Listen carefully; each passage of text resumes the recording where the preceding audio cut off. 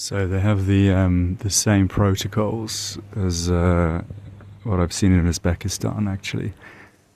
And if you take Bukhara and Khiva's a bit of an exception because it has a very beautiful tiled mosque and adjoining tower. But these sorts of places are pretty much everywhere in not just the Middle East but North Africa. Kind of mud, Watlandorp complex, I guess you could call it that. You know, you'd have your fortress and your mosque and everything. It's obviously disintegrating, as I said in the last video, so the way they remedy it, which is understandable, I guess, from an economic perspective, is to just rebuild everything from scratch and pass it off as historic, or just almost destroy it all by securing it, by, you know, ensuring it doesn't collapse further. I mean, there's prime examples. There's a lot of restoration going on here. This is all pre-2019, 2020 scamdemic.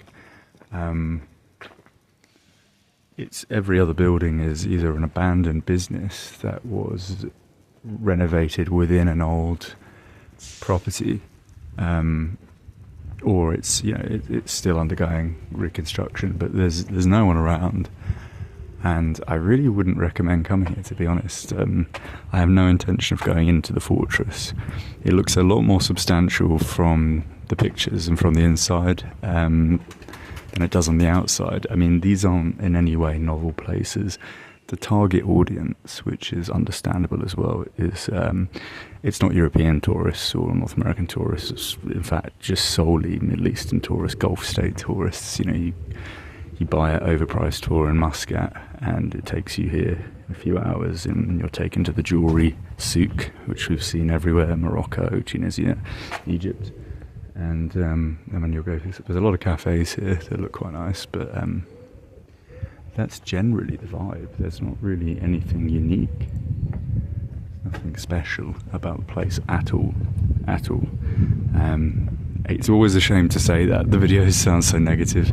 But, you know, it's you see it even in South America, they have these things, you know.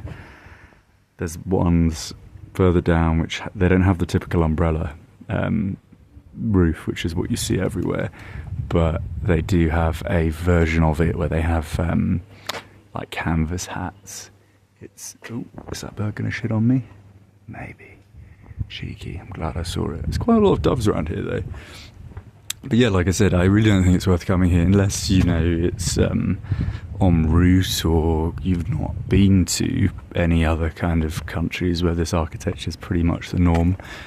Like I said, Morocco, Uzbekistan, these places, it's all heavily restored to the point where none of it's really original. It's all built really for the kind of, you know, package tourist. And you know, I guess this is not a great example because some of these places on camera do look nice, and yeah, it is quite, you know, charming if, again, you haven't had that previous kind of experience. But these are few and far between what I'm filming now. Like, for the most part, it's just kind of like, yeah, this breeze block, and then mud over the breeze block, and it's just essentially creating some tourist infrastructure to boost a, I guess, deprived community. And you will see, if you come here, the number of abandoned properties, businesses. But yeah, let's keep having a look.